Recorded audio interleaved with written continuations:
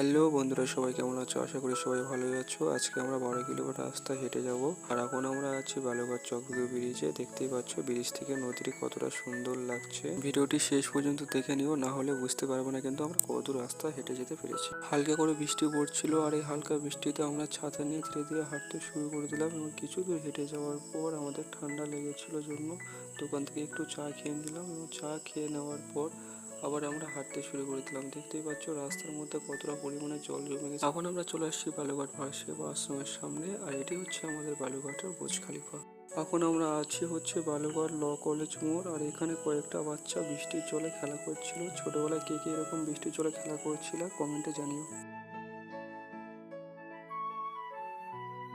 12 kilometre রাস্তায় হেঁটে আসার পর আমরা এখন চলে আসি তুলসীপুরে। সুমিত যাচ্ছে সুমিতের বাড়ির থেকে, আর আমি যাবো আমার বাড়ির থেকে। আজকের ব্লগটি এখানেই শেষ করলাম। এমনই ছোট ছোট ব্লগ পেতে আমাদের চ্যানেলটিকে সাবস্ক্রাইব করে রাখো।